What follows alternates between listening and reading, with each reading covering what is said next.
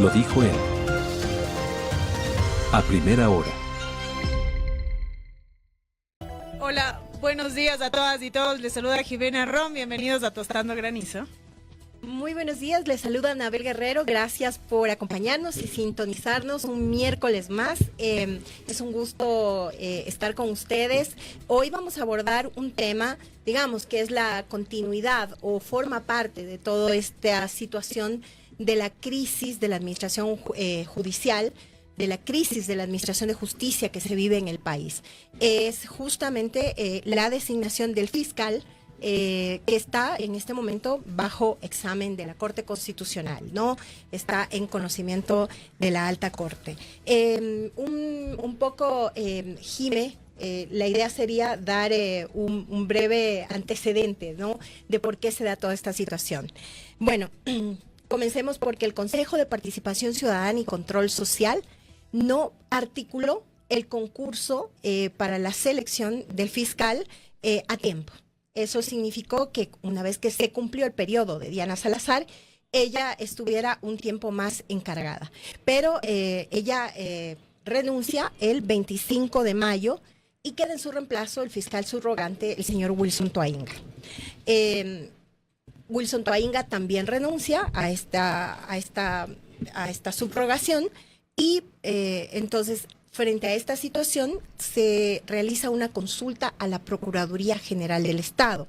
La Procuraduría General del Estado emite un dictamen en el que señala que para la aplicación de la figura de subrogación ante ausencia temporal o definitiva del fiscal subrogante, pues el Consejo de la Judicatura puede hacer esta designación, insisto, de manera temporal. Se produce esta designación temporal por parte del Consejo de la Judicatura, se emite una resolución para aquello y entonces toma, ocupa este espacio el señor Carlos Leonardo Alarcón Argudo en octubre del 2025. Frente a eso, la Unión Nacional de Educadores interpone una demanda de inconstitucionalidad y por lo pronto esto está, como lo dijimos en un inicio, en conocimiento de la Corte Constitucional y mientras tanto el Consejo de Participación Ciudadana lleva adelante este concurso para selección de fiscal que, insistimos, está, bueno, se ha demorado muchísimo tiempo, lleva un retraso de más de año y medio. Eso básicamente en por qué se da esta situación y por qué la Corte Constitucional está en conocimiento de esta designación del fiscal. Lo que estamos haciendo es desempolvando este cuestionamiento inicial que tuvo el actual fiscal general del Estado encargado, Carlos Leonardo Alarcón, y estos cuestionamientos giraron en torno a varias situaciones de Anabel. Una de ellas, sin duda alguna, fue su designación, la forma en la que se designó. Ya Anabel nos ha hecho el recuento de los hechos relativos a cómo se designó al actual fiscal general del Estado encargado, y vale aquí decir que el cuestionamiento se centraba principalmente en que la Constitución de la República, y he ahí el meollo del asunto, la Constitución de la República establece que quien designa al fiscal general titular y al fiscal general subrogante es el Consejo de Participación Ciudadana y Control Social, ¿no es cierto? Eso lo sabemos todos, ya es un tema, digamos, que no requiere ahondar mucho. El problema de este caso específico es que ante la renuncia de la fiscal titular, de quien era fiscal titular en ese momento, Diana Salazar, y la posterior renuncia del fiscal subrogante, que es Toainga, pues caemos en un vacío legal, ¿no? Es decir, ¿qué pasa cuando no se nombra, no tenemos, mejor dicho, ni al titular ni al subrogante? ¿Quién ejerce las funciones de fiscal general? Previendo esta omisión, digamos, esta omisión normativa, este vacío normativo, esta anomia, le decimos los abogados, lo que hizo Toainga en su momento, en septiembre del 2025, fue preguntarle o consultarle a la Procuraduría General del Estado y decirle, bueno, ¿qué pasa? Todavía no se iba para esto, ¿no? ¿Qué pasa si me voy de vacaciones? ¿Qué pasa si me enfermo? ¿Qué pasa si renuncio? ¿Y quién queda a cargo de la Fiscalía General del Estado? La Procuraduría General del Estado emite el famoso oficio 372 del 2 de abril. A ver, déjenme exactamente decirles la fecha para no hablar de memoria. del 2 de octubre, del 2 de octubre del 2025, después evidentemente de la consulta de Tuaninga, y el Procurador General del Estado, la Procuraduría General del Estado responde, primero que le pregunta al Consejo de la Judicatura, ¿no? Y le responde y le dice, oiga, si no hay ni titular ni subrogante, lo que corresponde es llenar el vacío con un encargado. Y ese encargado, pues, como cualquier otro funcionario público, tiene que nombrarlo la autoridad que corresponda, que en este caso es el Consejo de la Judicatura, y con esto cubrimos el vacío para continuar con lo que se denomina la institucionalidad del Estado. Sobre esta base es que el Consejo de la Judicatura nombra a Leonardo Alarcón, porque nuevamente, ¿no es cierto?, sin titular, sin subrogante, había que nombrar a un encargado, ¿no? Y esto es importante porque no es subrogante Alarcón, es encargado. El primer cuestionamiento. El segundo cuestionamiento que se hizo, Anabel, que no es menos importante, es que esta designación fue una designación casi que a dedo, ¿no?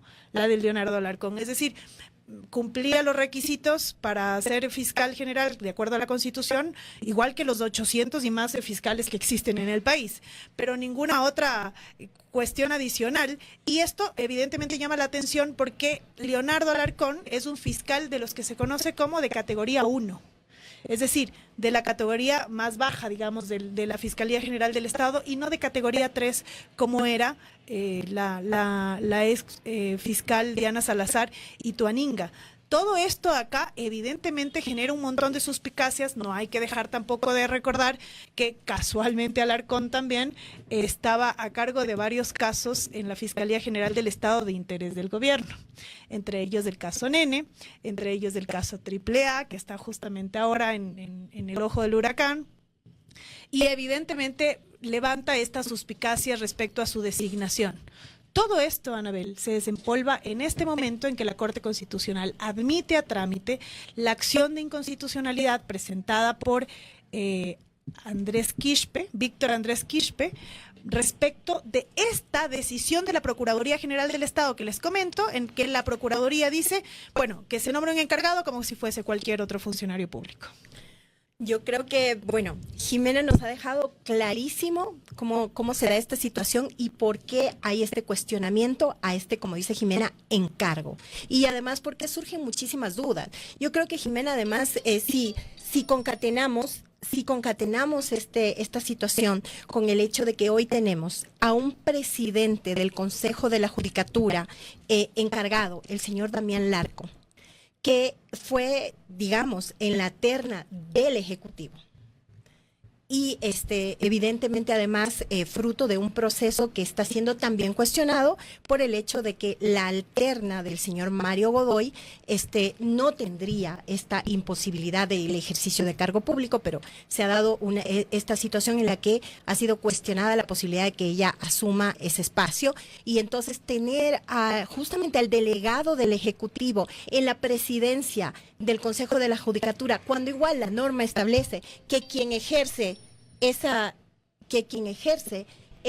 espacio es quien está en la terna de la Corte Nacional de Justicia. Entonces realmente es una situación preocupante. O sea, realmente estamos ante una justicia independiente, realmente estamos ante a quienes lideran o están al frente de este tipo de instituciones que tienen que realmente jugar un papel que implica precisamente ser independientes de estos intereses, ¿no? No sé, realmente creo que es complejo. Y ahora, ¿cómo está el tema del concurso que lleva adelante el Consejo de Participación Ciudadana? Que creo que no hay que dejar de señalar. Tenemos este tipo de problemas precisamente porque el Consejo de Participación Ciudadana y Control Social no ha cumplido su papel y no ha llevado adelante los concursos en su debido momento, ¿no? Toda esta situación genera muchos problemas al país. Cabe recordar también que vamos a tener un problema bastante complejo también cuando cuando pase lo de la Corte Nacional de Justicia. Tenemos una Corte Nacional de Justicia que también está incompleta porque en este caso el Consejo de la Judicatura tampoco ha podido llevar adelante a tiempo y de forma transparente los concursos de selección de quienes deben integrar la Corte Nacional de Justicia. Entonces, el tema, y algunas veces ya lo hemos conversado, Jimé, el tema de la crisis de la justicia en el país, no le vemos solución a corto plazo en absoluto. Es complicado. Anabel me decía tras bastidores, ahí voy a ser infidente, ya hemos hablado mucho de la crisis judicial y hay que cambiar de tema, pero es que es imposible, digamos, no seguir hablando de esto que copa la preocupación de por lo menos de los operadores de justicia. Hay algo que se me estaba pasando, Anabel, que a propósito de esto que señalas del Consejo de la Judicatura, y es que otro de los cuestionamientos, estoy recién refiriéndome a los cuestionamientos, ya vamos a entrar a la parte técnica de la demanda de inconstitucionalidad. Otro de los cuestionamientos que se planteó en contra del actual fiscal general del Estado, Leonardo Alarcón, es el hecho de que quien lo nombra es el Consejo de la Judicatura por esta por esta consulta, de Procuraduría General del Estado, ¿no es cierto?, en el que le dice usted, Consejo de la Judicatura puede nombrarlo. Lo nombra el Consejo de la Judicatura, liderado por el actual presidente Mario Godoy, que está en todo este problema, este juicio político en el que está, que ya está a puertas de decidirse. Y resulta que él, nombrado por el Consejo de la Judicatura, es el que tiene que fiscalizar, el que tiene que analizar la conducta de Mario Godoy en la denuncia penal que se le planteó respecto a todo este embrollo de la interferencia, de la presunta interferencia por parte del juez Serrano. Es decir, ¿qué tipo de independencia, digamos, podría haber? Ese punto a mí me parece central, Jimé, sí. Qué bueno que lo hayas traído, porque a mí me parece justamente central, porque además hay un cuestionamiento de parte de la ciudadanía, de muchos sectores y de abogados, de abogadas, por ejemplo, que dicen, ¿por qué la Fiscalía, por ejemplo, te allana por una denuncia incluso a veces telefónica? Pero frente a la denuncia realizada por el juez Carlos Serrano de que lo llama nada más y nada menos que el director provincial del Consejo de la Judicatura de Pichincha, en ese entonces el señor Gaibor, lo llama por teléfono y le hace esta suerte de presión, ¿no?, frente al caso Euro 24, en donde está el señor Yesdemir Cerdán involucrado, ¿no?, y le hace esta suerte de presión, de decirle, bueno, mire bien el tema de la defensa, y resulta que en este caso no hay ningún allanamiento, Jimé, ni hay ningún, digamos, un proceso que ponga de manifiesto que la Fiscalía está tomando acciones contundentes. Es precisamente lo que entiendo que la Constitución intentó evitar, ¿no?, que no haya ninguna interferencia a propósito de que te nombre a quien eventualmente podrías investigar.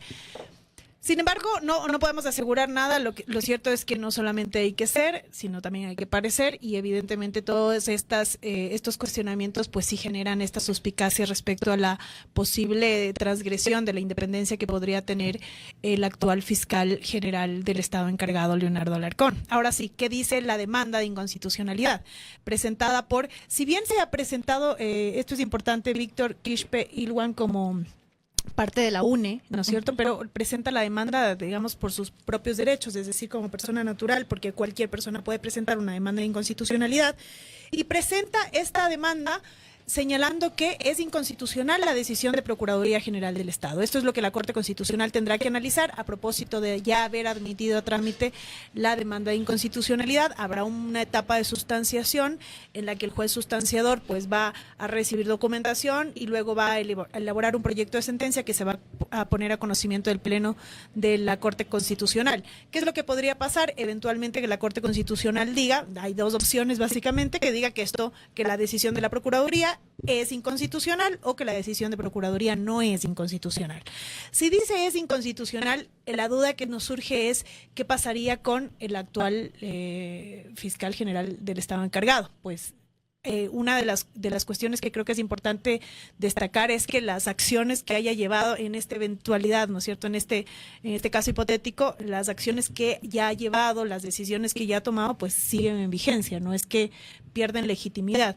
Y luego que a mí me parece, Anabel, que lo que podría pasar, porque ya ha sucedido en otros casos, es que la Corte Constitucional pues se tome casi todo este tiempo. Hay que recordar un poco justo esto que nos decía Anabel, el concurso para designar al fiscal general ya titular, ¿no es cierto?, por parte del Consejo de la Judicatura, está en proceso, viene demoradísimo, más de 2 años de tardanza, pero ya está en proceso, y tentativamente tendríamos al fiscal titular o a la fiscal titular para junio, julio de este año.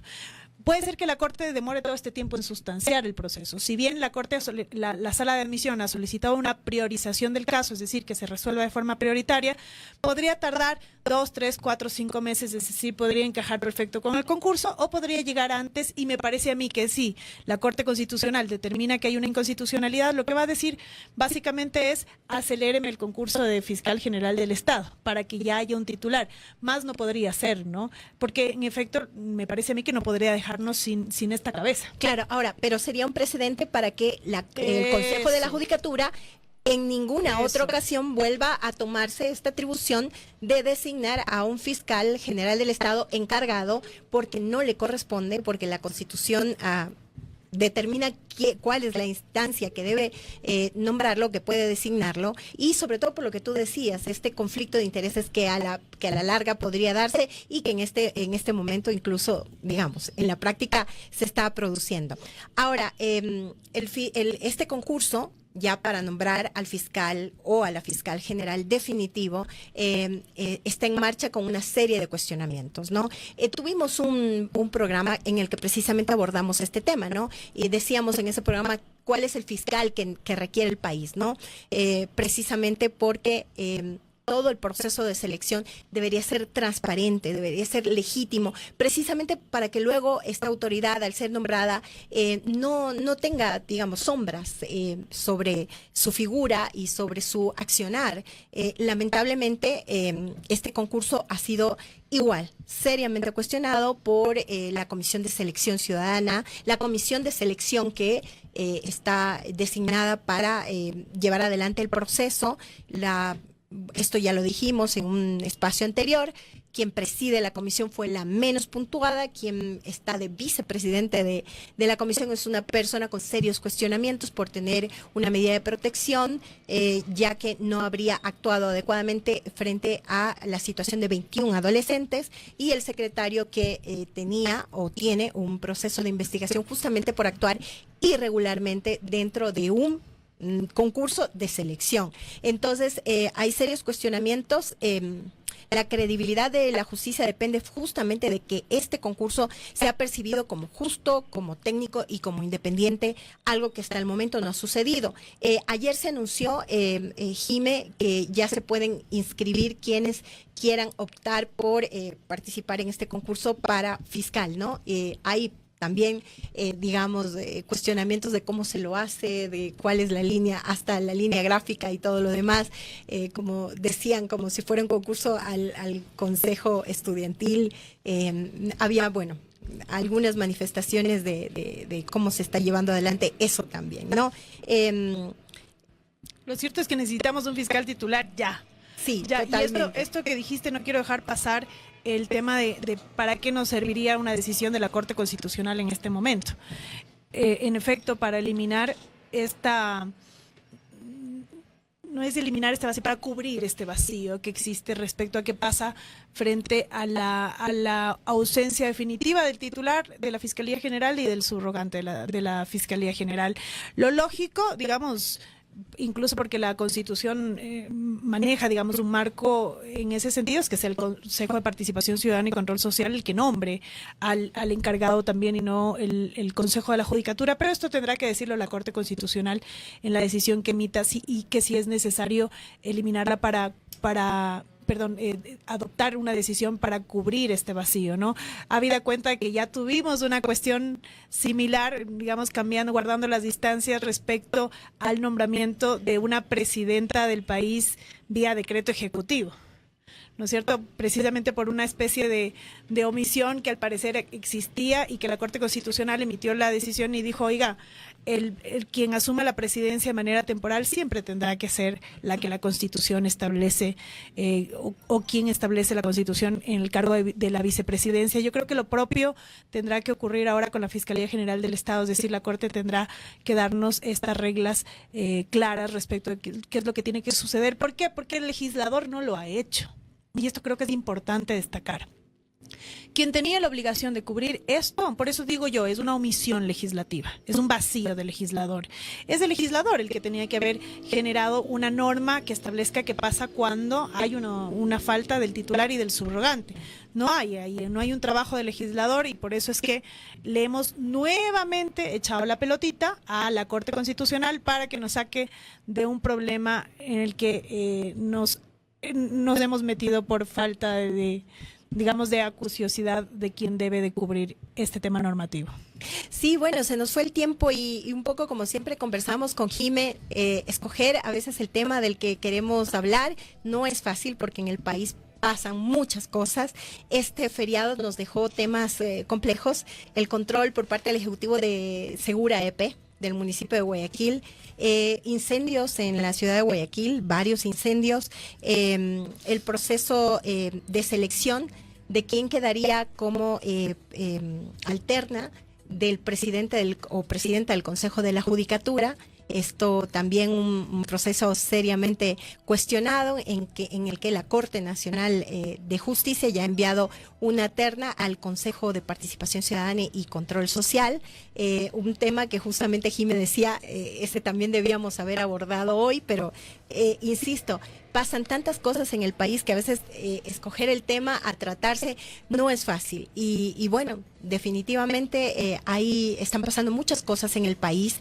El tema de los aranceles con Colombia es un tema que también genera bastantes procesos o genera, digamos, bastante discordia, podríamos decir, y cuestionamientos en un montón de sentidos. Entonces, bueno, los dejamos con eso. Hay una serie de temas a los que les vamos a dar atención también y en los próximos programas veremos cómo los abordamos.